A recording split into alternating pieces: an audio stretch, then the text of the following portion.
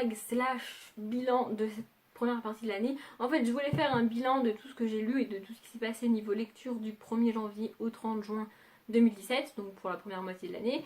Et je suis tombée sur ce tag que Lulélis, donc Lucie de la chaîne Lulélis, a trouvé sur des chaînes anglaises et a traduit en français. Et donc elle l'a fait sur sa chaîne. Et donc je me suis dit que autant reprendre ces questions-là pour faire le bilan de ma année. Alors en fait, j'ai prévu de faire un autre tag dans pas très longtemps, mais je me suis dit que c'était pas bien grave. Je vais quand même parler de livres. Enfin, j'aurais quand même fait cette vidéo sous une autre forme, donc ça revient à peu près au même. Et je suis désolée si vous avez l'impression que je suis en train de me liquéfier, mais je vais me liquéfier au cours de la vidéo. C'est juste que j'ai essayé d'ouvrir la fenêtre. Je vis dans une toute petite ville, on doit être quoi, 300 habitants, vraiment. Donc il n'y a pas de bruit, sauf que je suis sur la route de la plage. Et donc on entend les voitures qui vont à la plage, tous ces gens qui vont magnifiques qui vont à la plage. Voilà. Et moi je reste là pour vous tourner la vidéo. Voilà, donc je peux pas ouvrir la fenêtre sinon vous allez entendre les voitures et maintenant que vous savez que les voitures vont à la plage, ça va vous agacer. Et donc moi je vais mourir de chaud. Voilà. Donc la première question, c'est le meilleur livre que vous avez lu jusqu'à présent en 2017. Alors là, ça sera pas une surprise si vous avez suivi mes vidéos depuis le début de l'année et ça n'a pas été compliqué pour moi de trouver le livre. Et il s'agit de Pars avec lui, d'Agnès Lud. Voilà, j'ai adoré ce livre, j'ai fini dans un état lamentable, émotionnellement j'étais plus capable de rien, j'ai pleuré pendant au moins 20 minutes à la fin de ce livre, voire plus. Mais c'est pas grave, je vais pas résumer le livre et repartir parce que sinon on est parti pour une demi-heure et c'est pas du tout l'objectif. Je vous laisserai aller voir ma vidéo dans laquelle j'en parle si ça vous intéresse et je parle de cette vidéo un peu plus loin dans cette même vidéo. Ouais. La deuxième question, c'est la meilleure suite de saga que vous avez lue. Alors j'ai un peu de mal avec cette question en fait, je sais pas si ça veut dire que le tome 2 ou 3 ou X est mieux que le tome 1 ou si c'est juste une bonne suite. Du coup j'ai un peu du mal avec ça et je me suis dit que en général je préfère soit le tome 1 et après c'est un peu moins bien, soit j'aime beaucoup la saga et le dernier tome je l'aime. Donc j'ai regardé parmi les sagas que j'avais terminées cette année et j'ai trouvé Sans âge, qui est le tome 5 des aventures d'Alexa Tarabotti ou du protectorat de l'ombrelle. Je ne sais toujours pas c'est quoi le titre de la saga. Donc c'est écrit par Gail Carriger et j'adore cette saga. Alors c'est bizarre parce qu'au moment où j'ai lu ce tome là, j'étais un petit peu déçue. Et en fait, plus le temps passe et plus j'aime ce tome et plus j'aime cette saga en fait. Ça va nous raconter l'histoire d'Alexia Tarabotti qui est une personne qui n'a pas d'âme. Donc Sans âme, c'est le titre du tome 1. Et donc dans cet univers-là, si tu as un excès d'âme, tu peux devenir un vampire ou un loup-garou. Et elle n'a pas d'âme, ce qui fait d'elle une personne surnaturelle, enfin en quelque sorte, c'est expliqué dans le tome 1. Et donc les gens ont un peu peur d'elle parce que c'est la dernière sans âme qui existe et donc on sait pas trop comment ça se fait, comment ça se passe, qu'est-ce qu'elle fait et tout ça et tout ça. Et il y a deux choses que j'adore et qui font la particularité de la série. La première, c'est que c'est du steampunk et que donc on est à une époque où les femmes mettent des robes, où les femmes restent à la maison, où les femmes n'ont à se soucier que de leur apparence parce qu'elles sont comme ça et parce qu'elles sont un peu superficielles, vous voyez. Sauf que Alexa Tarabotti, elle a décidé que non. Elle a décidé que ça se passerait pas comme ça. Elle a envie de faire des choses, elle fait ce qu'elle veut. Au tout début du tome 1, elle ne veut pas se marier. De toute façon, elle est trop vieille pour se marier. Enfin voilà, on a un décalage entre ce qu'elle devrait faire et ce qu'elle fait. Et on a aussi un décalage entre ce qu'elle est et le stéréotype à la fois de l'époque à laquelle ça se passe et à la fois de notre époque à nous. C'est-à-dire qu'on a un petit peu le cliché, même si on essaye de plus en plus de s'en défaire, de la femme mince, parfaite, belle, pas très grosse, pas très ronde, vous voyez. Et Alexa Tarabotti est un peu ronde, Alexa Tarabotti est même moche, elle a un physique pas facile, c'est comme ça qu'on l'a décrit, hein. Du coup elle ne répond absolument à aucun stéréotype, ni de la beauté, ni de la mode, ni de ce que devrait être une femme à l'époque, enfin toutes les mœurs de l'époque, c'est pas du tout son délire en fait. Et j'adore ça, c'est vraiment vraiment cool. Et le point fort c'est cette anti-héroïne physiquement parlant en fait. Voilà, si vous connaissez pas cette saga, moi je vous la conseille, j'adore cette saga. La troisième question, c'est un livre, enfin une sortie récente que vous n'avez pas encore lu mais que vous voulez lire. Et là j'ai un peu bugué parce que je voulais vous présenter un livre que j'ai déjà dans ma palle, tant qu'à faire. Sauf que, étant donné que je n'achète pas de livres neufs, j'ai pas de sortie récente en fait. Les seuls livres neufs les seuls livres que je finis par acheter neufs, ce sont des livres qui sont sortis il y a quand même un petit moment, que j'ai cherché d'occasion mais que j'ai pas trouvé, et qu'en désespoir de cause j'ai tellement envie de le lire que je finis par l'acheter neuf. Comme le tome 4 des Market Men par exemple. Mais vous voyez, le tome 4 c'est pas une sortie récente, je crois qu'il y a 6 ou 7 tomes en tout. Du coup c'est pas très récent comme sortie. Et puis grâce à ma grand-mère, parce que ma grand-mère lit à peu près toutes sortes de livres et elle lit les sorties récentes. Du coup elle m'a donné un livre qui est sorti au mois d'avril, que j'ai pas mal envie de lire. Vous le reverrez bientôt parce que je compte faire un book haul en partie en vacances. Donc vous le reverrez bientôt. Donc c'est La Promesse de Mia Sheridan. Voilà, il est sorti au mois d'avril. Je pense pouvoir dire sans me tromper que c'est le livre qui est sorti le plus récent et que j'ai dans ma palle. D'une part parce que au mois de mai, juin, juillet, j'ai pas acheté de livre parce que j'en avais pas le droit. Et d'autre part parce que même si j'en avais acheté, ça n'aurait pas été des sorties récentes. Donc voilà, tout ce que je sais c'est que c'est un Hugo roman, donc ça va être une romance. Donc voilà, on en a beaucoup entendu parler, j'ai jamais lu de Mia Sheridan. Je pense que je vais l'amener avec moi en vacances. Donc il sera lu d'ici peu. Voilà. Donc la quatrième question, c'est la sortie de la deuxième moitié de 2017 que vous attendez le plus. Et là, pareil, gros bug, parce que comme je n'achète pas mes livres neufs, j'ai pas besoin. Enfin, je vais attendre qu'ils sortent pour les acheter. Ouais, mais je vais attendre qu'ils sortent et qu'ils soient disponibles d'occasion pour les acheter. Donc il y a très peu de livres sur lesquels je vais me jeter dès qu'ils sont sortis. Je me note les sorties et je sais que les livres sont sortis pour aller chercher d'occasion en fait. Du coup, bah voilà. Mais il y a une sortie que j'attends particulièrement et je l'ai apprise grâce à la chaîne, enfin grâce à Galiane, peut-être que ça s'appelle comme ça, je ne sais pas. Grâce à la chaîne, le blog de Galiane. Et donc c'est Heartless de Marissa Meyer. Marissa Meyer, c'est l'auteur des Chroniques lunaires. Et donc c'est des réécritures de contes avec de la science-fiction. Et dans Heartless, ça va être une réécriture d'Alice au Pays des Merveilles. Alors oui, je n'ai pas lu entièrement Alice au Pays des Merveilles de Lewis Carroll parce que j'ai pas du tout aimé, mais j'adore ce qu'a fait Tim Burton avec Alice au Pays des Merveilles. Et j'aime beaucoup les réécritures que fait Marissa Meyer. Et il n'est pas nécessaire d'aimer le dessin animé de base pour aimer la réécriture. Il est juste nécessaire de connaître le dessin animé de base pour voir les références dans ses livres. Du coup voilà, j'ai pas mal hâte de voir ce qu'elle a fait avec Heartless. J'espère, je suis pas certaine de le trouver d'occasion, mais lui pour le coup, je l'achèterai neuf. Parce qu'il y a de grandes chances que j'aime. La cinquième question, c'est votre plus grande déception. Et donc là, c'est pareil, c'est des livres que j'ai achetés neufs parce que j'étais quasiment certaine d'adorer et qu'au final, j'ai pas du tout aimé. Donc je vous montre le tome 2 parce que j'ai déjà vendu le tome 1. Donc c'est Nothing More, donc là c'est le tome 2 comme je l'ai dit. Donc de Anatole, donc c'est le spin-off de After. En fait, j'ai acheté les deux tomes neufs. Donc il y en a un que j'ai acheté avec une carte cadeau et l'autre que j'ai acheté toute seule comme une grande. Parce que j'étais quasiment certaine d'aimer vu que j'ai adoré After. Et en fait, elle n'a pas fait du tout ici. Ici, on suit London qui est le meilleur ami de Tessa dans After.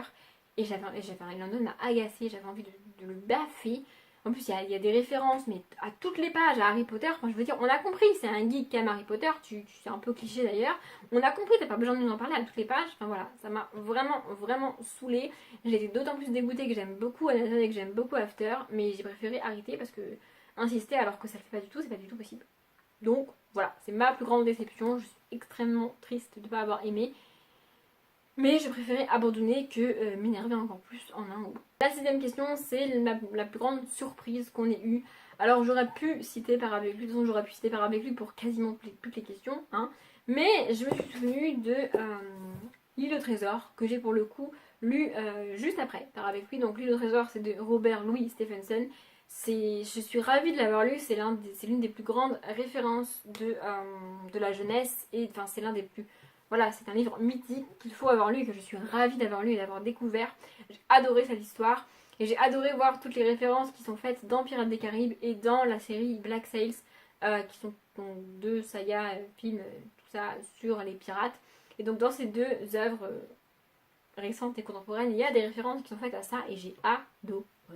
Voilà, j'ai adoré ce livre vraiment. Ma seule petite déception, c'est qu'en fait le capitaine, comment il s'appelle ? Finn, c'est ça.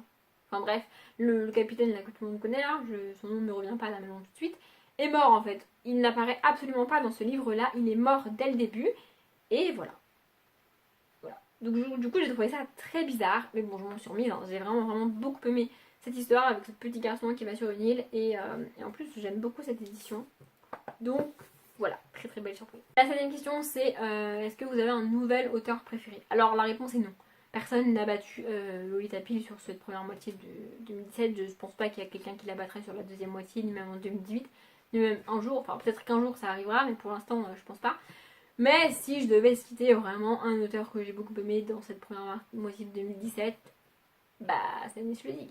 Voilà. Huitième question, un nouveau book boyfriend. Alors j'ai un peu de mal avec ça. Oui, j'aime beaucoup les personnages masculins. Oui, je lis beaucoup de romances et oui, j'aime beaucoup ce concept-là. Mais book boyfriend, enfin, je comprends pas trop en fait. Enfin, pas sortir avec un mec qui est dans un livre, enfin, tu vois, enfin, bref. Mais bon, il y a quand même un personnage masculin d'une saga de romance que j'ai particulièrement aimé en ce début d'année. Il s'agit de Rome. Donc Rome c'est le tome 3, enfin c'est le gars du tome 3 des Market Men et c'est le titre du tome 3 des Market Men aussi.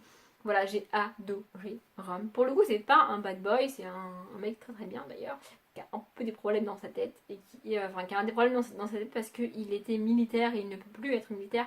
Du coup, voilà, il y a pas mal de sujets qui sont abordés et j'ai adoré ce tome.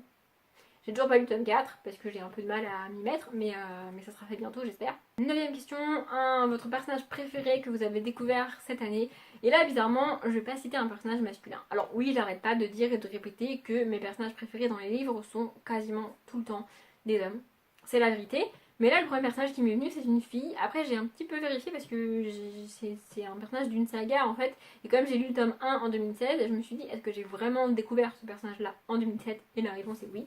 Donc c'est Winter. Donc là je vous montre le tome qui s'appelle Winter, même si on l'a rencontré je crois dès le tome 2. Si je dis pas de conneries. Donc c'est le tome 4 des chroniques lunaires de Marissa Meyer. J'ai déjà parlé de Marissa Meyer dans cette vidéo où je sais. Mais voilà, Winter, j'adore ce personnage là, elle est juste géniale. Au tout début quand on la rencontre on se dit c'est quoi ce délire, mais c'est qui celle-là, d'où elle sort. Il y a même un élément de... il y a même l'explication de pourquoi elle est comme ça et pourquoi elle est bizarre qui est donnée quasiment dès le début, mais que à chaque fois j'oubliais. Je sais pas pourquoi, j'oubliais et puis je me rappelais, ah oui c'est vrai, ah oui c'est vrai, ah oui c'est vrai, ah oui c'est vrai, je n'arrêtais pas de l'oublier, mais j'adore ce personnage là, elle est trop géniale. C'est le genre de petit personnage tout mignon que vous avez envie de la prendre dans vos bras et lui dire t'inquiète pas, ça va bien se passer, tout va bien aller, t'inquiète pas, moi je te prends sous mon aile, je vais t'aider, tout va bien. Et en fait, plus on avance dans l'histoire et plus on se rend compte qu'elle n'a pas besoin qu'on la protège, elle n'a pas besoin qu'on lui dise que tout va bien se passer. Elle est capable de se débrouiller toute seule, elle est assez forte pour ça. Et vraiment, c'est un personnage que j'ai adoré. Je serais capable de me retaper ce tome-là en entier juste pour la revoir. Et comme c'est le livre le plus gros que j'ai lu dans ma vie, c'est pas mal quand même. Voilà. 10ème question, le livre qui vous a fait pleurer. Ai-je vraiment besoin de le redire? Encore une fois, le livre qui m'a le plus fait pleurer en ce début d'année. Et je pense que c'est... Non, c'est pas l'un des rares, j'ai quand même pas mal... Ouais, je sais plus en fait. Mais c'est Part avec lui, Daniel Sully. Voilà, j'ai pleuré pendant 20 minutes à la fin, j'ai fini dans un état catastrophique. Ce livre est une catastrophe, mais c'est quand même mon livre préféré. Voilà. Question suivante, du coup c'est l'opposé, le livre qui vous a rendu heureux. Alors j'ai eu un peu de mal, parce que les seuls livres m'ont quand même rendu heureux même si j'ai pleuré. Mais du coup voilà, du coup j'ai un peu réfléchi. Et le livre que je lis quand j'ai envie d'être heureux, que je me sens toujours bien après avoir lu un tome de cette saga là, c'est Charles Davidson. Et donc là c'est le tome 9. 9 tombes et des poussières de Darridan Jones. J'adore cette saga. Celui-ci en plus était vraiment vraiment cool. Voilà, après 9 tomes, elle arrive encore à nous surprendre, elle arrive encore à pas faire ce qu'on attend et à innover et à changer. Enfin, j'adore cette saga. Charlie est juste trop cool. Elle est un peu starbée dans sa tête, mais c'est justement ce qui est fun. Et l'humour de Charlie et de Darridan Jones, c'est juste génial. Voilà, j'adore cette saga. Quand je vais pas très bien, je lis un tome et je vais bien. C'est fou. Et donc là il reste 4 questions, je vais à peu près répondre à aucune des 4 questions. Donc la 11e je crois, meilleure adaptation en film ou en série d'un livre. Du coup j'ai vu absolument aucune adaptation de film ou de livre en film ou en série. Pas vu. La seule que je pourrais peut-être citer c'est La Belle et la Bête. Mais je fais partie de la microscopique proportion de personnes qui n'ont pas du tout aimé ce film. Voilà, je suis désolée. Ensuite, c'est article ou vidéo dont vous êtes le plus fier. Du coup, je suis désolée de le répéter encore une fois, mais j'ai pas mal envie de citer la vidéo que j'ai faite sur Part avec lui. Parce que je l'ai tournée vraiment juste après, enfin j'ai dû attendre peut-être une demi-heure de Chali. Donc je l'ai tournée quasiment juste après avoir terminé le livre. Au moment où je tourne la vidéo, je suis dans un état émotionnel chaotique, c'est une catastrophe. Mais j'ai réussi à mettre mes idées en ordre, j'ai réussi à dire ce que je voulais dire. Et j'ai réussi à ne pas pleurer pendant la vidéo, c'était déjà pas mal, hein. Voilà, j'aurais pu la tourner après, j'aurais pu attendre quelques jours, mais du coup je suis pas mal fière d'avoir réussi à la tourner juste après. Donc voilà, j'avais dit que je reparlerai de cette vidéo un peu plus loin dans la vidéo, c'est fait. Avant-dernière question, le plus beau livre que vous avez acheté cette année. Si je devais vraiment en citer un, je citerais Illustrator, que je vous ai déjà montré, parce que c'est un hardback illustré en gros format, tout ça. Mais sinon, il n'y a pas vraiment de beaux livres. Je suis pas du genre à acheter les éditions, les éditions collector et tout, par exemple de Harry Potter, qu'on a vu beaucoup passer à tel point que j'en ai ras-le-bol de voir ce foutu livre des éditions des 20 ans, j'en ai marre. Franchement, arrêtez les gens, arrêtez, petite, j'en ai marre. J'achète pas de belles éditions. Ou alors je n'ai pas la même définition de beauté moi que les gens ont. Du coup, j'ai pas de livre à vous montrer. Et la dernière question, c'est quel livre devez-vous absolument lire avant la fin de l'année? et ben il n'y en a aucun. Il n'y a aucun livre que je suis obligée de lire et en fait si tu m'obliges à lire un livre, je ne vais pas le lire. Parce que ça va me rappeler le lycée et le collège quand les profs m'obligeaient à lire des livres que la plupart du temps je n'aimais pas. Donc je ne m'oblige pas à lire de livres. Voilà. La vidéo est maintenant terminée. Normalement elle est pas très longue si j'ai réussi à faire ce que je voulais faire au montage. Mais c'est pas gagné. Bref, comme d'habitude, j'espère que ça vous a plu et je vous souhaite une bonne journée, une bonne après-midi, un bon appétit ou une bonne nuit et je vous dis à bientôt.